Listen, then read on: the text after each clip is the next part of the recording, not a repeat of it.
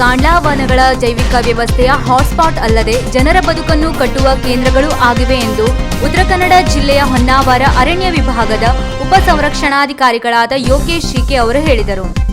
Aster DM foundation, ಸ್ಕಾಡ್ವೇಸ್ ಸಂಸ್ಥೆ ಹಾಗೂ ಅರಣ್ಯ ಇಲಾಖೆಯ ಸಹಯೋಗದಲ್ಲಿ ಕುಮಟಾದ ಬರ್ಗಿ ಹತ್ತಿರದ ಕಿಮಾನಿ ಬಳಿ ಇರುವ ಅಘನಾಶಿನಿ ನದಿಯ ದಡದಲ್ಲಿ ನಡೆದ ಅಘನಾಶಿನಿ ಕಾಂಡ್ಲಾ ಸಂರಕ್ಷಣಾ ಅಭಿಯಾನಕ್ಕೆ ವೃಕ್ಷ ಪೂಜೆ ಮೂಲಕ ಚಾಲನೆ ನೀಡಿ ಮಾತನಾಡಿದರು. ನಮಸ್ಕಾರ. ಇವತ್ತು ಆಸ್ಟರ್ ಡಿಎಂ ಫೌಂಡೇಶನ್ನು ಮತ್ತು ಸ್ಕಾಡ್ವೇಸ್ ಸಂಸ್ಥೆಯವರು ಹೊನ್ನಾವರ ವಿಭಾಗದ ಅಘನಾಶಿನಿ ಕಣಿವೆ ಅಳಿವೆ ಕಣಿವೆ ಪ್ರದೇಶದಲ್ಲಿ ಇವತ್ತು ನಮ್ಮ ಈ ಒಂದು ಮ್ಯಾಂಗ್ರೂವ್ 1 ಹೆಕ್ಟೇರ್ ಮ್ಯಾಂಗ್ರೂವ್ ನಾಟಿ ಮಾಡೋ ಮೂಲಕ ಅಘನಾಶಿನಿ ಕಾಂಡ್ಲಾ ಸಂರಕ್ಷಣಾ ಅಭಿಯಾನವನ್ನು ಅವರು ಶುರು ಮಾಡಿದ್ದಾರೆ. ಅವರ ಉದ್ದೇಶ ನಮ್ಮ ಒಂದು ಉತ್ತರ ಕನ್ನಡ ಜಿಲ್ಲೆಯಲ್ಲಿ ಕಾರವಾರದಿಂದ ಹಿಡಿದು ಭಟ್ಕಳದವರೆಗೆ ಈ ಕರಾವಳಿ ಪ್ರದೇಶದಲ್ಲಿ ಮ್ಯಾಂಗ್ರೂವ್ ಎಕೋಸಿಸ್ಟಮ್ ಎಲ್ಲಿ ಬರ್ತದೆ ಅದನ್ನೆಲ್ಲ ಸಂರಕ್ಷಣೆ ಮಾಡಬೇಕು, ಎಲ್ಲಿ ಡಿಗ್ರೇಡೇಷನ್ ಆಗಿರ್ತದೆ ಅದನ್ನು ಮತ್ತೆ ರಿಜನ್ಯೂವೇಷನ್ ಮಾಡಬೇಕು, ಅಂದರೆ ಪುನಶ್ಚೇತನ ಮಾಡಬೇಕು, ಹಾಗೆ ಎಲ್ಲಿ ಹೆಚ್ಚಿಗೆ ಮ್ಯಾಂಗ್ರೂವ್ ಕವರ್ನ ಅವರು ಜಾಸ್ತಿ ಮಾಡೋದಕ್ಕೆ ಅವಕಾಶಗಳಿದೆ ಅಂಥೇಳಿ ಆ ಎಲ್ಲ ನಿಟ್ಟಿನಲ್ಲಿ ಅವರು ಇವತ್ತು ಆ ಅಭಿಯಾನಕ್ಕೆ ಇವತ್ತು ಚಾಲನೆ ನೀಡಿದ್ದಾರೆ. ಈ ರೀತಿ ಸಂಘ ಸಂಸ್ಥೆಗಳಿಂದ ನೇಚರ್ನ ನಾವು ಸಂರಕ್ಷಣೆ ಮಾಡೋದು, ಅಂದರೆ ಪ್ರಕೃತಿ ಸಂರಕ್ಷಣೆ ಅಥವಾ ಮ್ಯಾಂಗ್ರೋವ್ ಸಂರಕ್ಷಣೆ ಅಥವಾ ಬೇರೆ ಬೇರೆ ರೀತಿಯಂಥ ಒಂದು ಸ್ಪೆಷಲ್ ಎಕೋಸಿಸ್ಟಮ್ನ ಸಂರಕ್ಷಣೆ ಮಾಡೋದು ಇಲಾಖೆ ಅದನ್ನು ಭಾಳ ಧನಾತ್ಮಕವಾಗಿ ಸ್ವೀಕರಿಸ್ತದೆ ಮತ್ತು ಇಲಾಖೆಯಿಂದ ನಮ್ಮ ಅರಣ್ಯ ಇಲಾಖೆಯಿಂದ ಅವರಿಗೆ ಸಹಕಾರ ಯಾವಾಗಲೂ ಇರುತ್ತದೆ.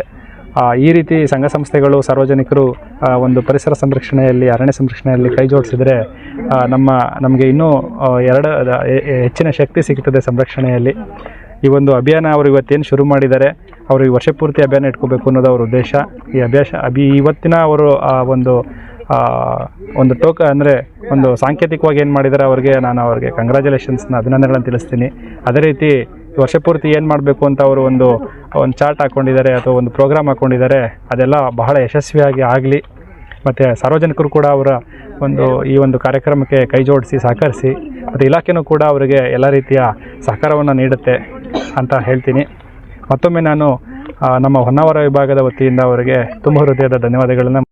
ಅಭಿಯಾನದ ಮುಖ್ಯಸ್ಥ ಸ್ಕಾಡ್ವೇಸ್ನ ಕಾರ್ಯನಿರ್ವಾಹಕ ನಿರ್ದೇಶಕ ಡಾಕ್ಟರ್ ವೆಂಕಟೇಶ್ ನಾಯ್ಕ್ ಮಾತನಾಡಿ, ಕಳೆದ ಮಳೆಗಾಲದಲ್ಲಿ ಜಿಲ್ಲೆಯಲ್ಲಾದ ಹಲವಾರು ಪ್ರಕೃತಿ ವಿಕೋಪ ಸಂಗತಿಗಳು, ನದಿಯಂಚಿನಲ್ಲಿ ಉಂಟಾದ ಅನಾಹುತಗಳು, ಕಡಲ ಜೀವ ವೈವಿಧ್ಯತೆಯ ವ್ಯವಸ್ಥೆಯಲ್ಲಾಗುತ್ತಿರುವ ಸಮಸ್ಯೆಗಳನ್ನು ಗಮನದಲ್ಲಿಟ್ಟುಕೊಂಡು ಅಘನಾಶಿನಿ ಕಾಂಡ್ಲಾ ಸಂರಕ್ಷಣಾ ಅಭಿಯಾನವನ್ನು ಆರಂಭಿಸುತ್ತಿದ್ದೇವೆ ಎಂದರು.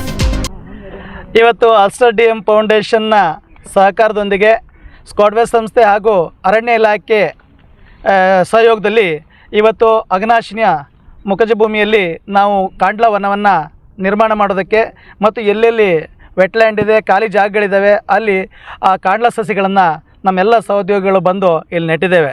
ಈಗಾಗಲೇ ಕಾಂಡ್ಲಾ ವನದ ಬಗ್ಗೆ ನಾನು ತುಂಬ ಏನು ಹೇಳಬೇಕಾಗಿಲ್ಲ.